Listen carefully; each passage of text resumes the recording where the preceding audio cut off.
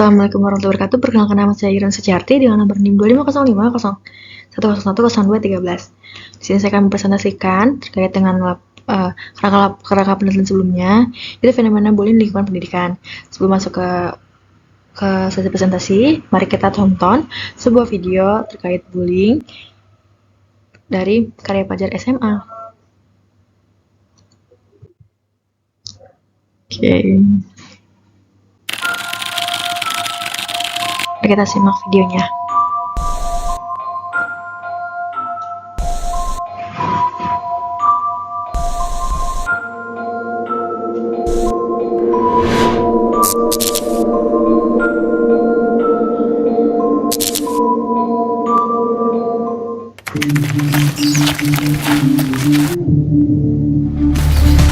Kalau mau kemana tuh?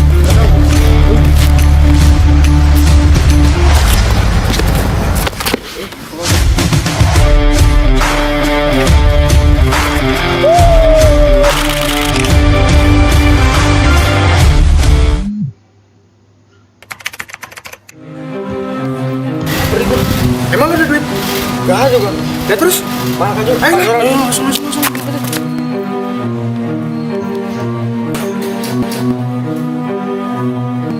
Woi, punya duit nggak lo? Gak ada. Masa bohong lu? Serius? Gak ada. Udah keliling-keliling Gitu jangan lah.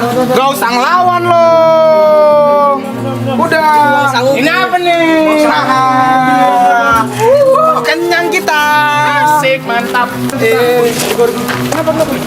Jadi kayaknya si Rido merekam kita. Yang bener lo. Bener. Bahaya tuh. Pegang. Riko.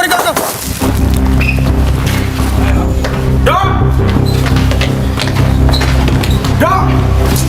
Hah?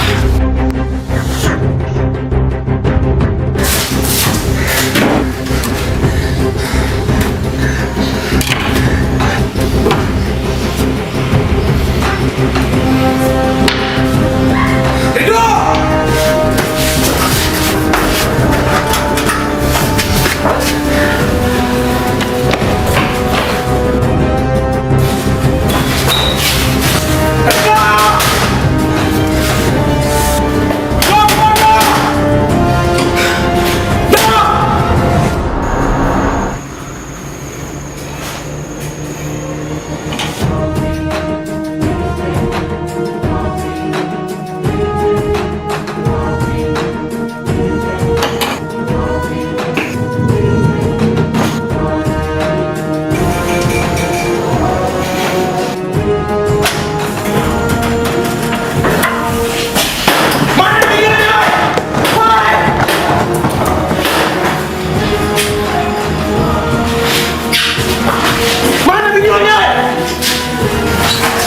Tunggu videonya di kelas nanti mampir.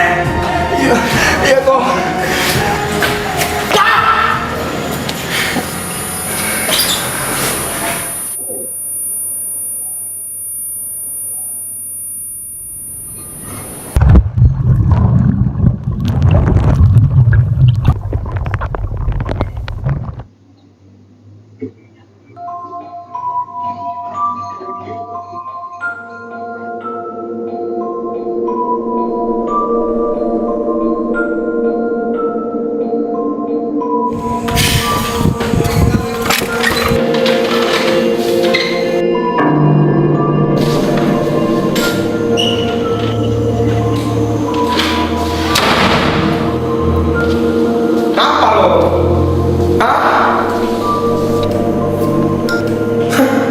Berdarah, makanya jangan sok-sokan lo, dasar jadi pahlawan.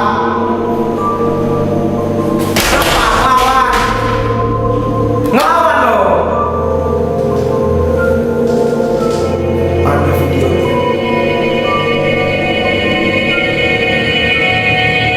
Mana videonya?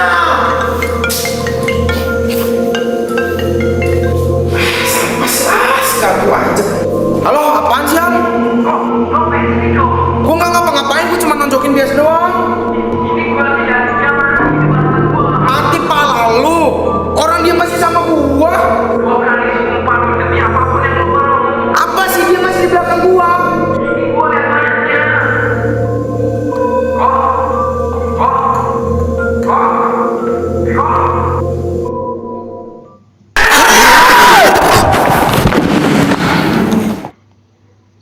selesai.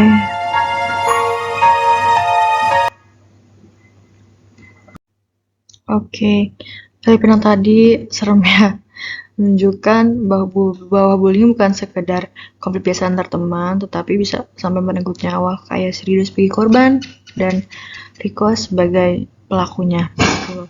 Dua peran sayangnya sangat nyata di dalam kehidupan sehari-hari, terutama dalam pendidikan. Pelaku bullying seringkali melakukannya untuk mencari eksistensi dan merasa berkuasa gitu ya terhadap yang lemah. Inilah yang kemudian menjadi isu saya dalam penelitian kali ini. So, mari kita mulai presentasinya. So, ada isu yang diangkat itu terkait bullying. Bullying itu bukan sekedar konflik biasa, melainkan tindakan agresif yang disengaja dan berulang oleh pihak yang lebih kuat kepada yang lebih lemah. Itu ada secara fisik, psikologis, maupun sosial. Menurut data KPI 2023, kekerasan dan perundungan di sekolah masih menjadi salah satu pelanggaran hak anak yang paling sering dilaporkan. Ada bentuk-bentuk bullying itu, ada fisik, verbal, relasional, dan juga cyber. Itu kekerasan tubuh, memukul, mendorong, untuk verbalnya ada ejekan, hinaan, ancaman lisan, lalu relasionalnya pengucilan sosial, isolasi kelompok. Jadi jika ada suatu kelompok, dia dikucilkan gitu, tidak diajak bermain gitu, tidak diajak berteman. Lalu cyberbullying ya. Next, dua kaitannya dengan nilai Pancasila, yaitu ada sila kedua, ketiga, dan juga kelima, kemanusiaan dan beradab, persatuan Indonesia, dan juga keadaan sosial bagi seluruh rakyat Indonesia. Yaitu bullying merenggut hak korban untuk merasa aman, dihargai, melanggar harkat dan martabat manusia, serta merusak tatanan sosial lingkungan pendidikan. Lalu yang kedua ada persatuan Indonesia. Bullying berbasis SARA mengancam semangat persatuan. Nah, sekolah ini seharusnya merayakan keberagaman, bukan menjadikannya alasan untuk diskriminasi. Lalu yang ketiga ada keadilan sosial bagi seluruh rakyat Indonesia. Bullying menciptakan ketimpangan kekuasaan yang tidak adil, gitu ya. Mendorong pembentukan karakter perilaku perundungan. Lalu next, urgensi penelitiannya. Ini beberapa urgensinya, yaitu skala masalah besar. KPI mencatat terus meningkatnya laporan kasus perundungan di sekolah setiap tahunnya. Lalu ada dampak jangka panjang. Korban berisiko tinggi mengalami depresi, kecemasan, penurunan prestasi, hingga pikiran menyakiti diri. Lalu lingkungan tidak kondusif, menurunkan motivasi belajar dan berdampak pada prestasi akademik siswa. Lalu ada krisis karakter bangsa. Mereka bullying mencerminkan melemahnya internalisasi nilai Pancasila dalam generasi muda. Lantaran ada cyberbullying digital semakin umum melalui media sosial dan platform online yang memperluas dampak dan jangkauan perundungan. Kayak ada tuh kasus di tahun 2020 ada kampus yang bullying hingga meninggal dia, bunuh diri dan meninggal. Lalu cyberbullying digital, kayak ada selebgram yang dibilang kayak wajahnya kotak lah, atau dibullying tentang terkait kulitnya hitam dan sebagainya tuh, yang ngeri-ngeri banget gitu ya.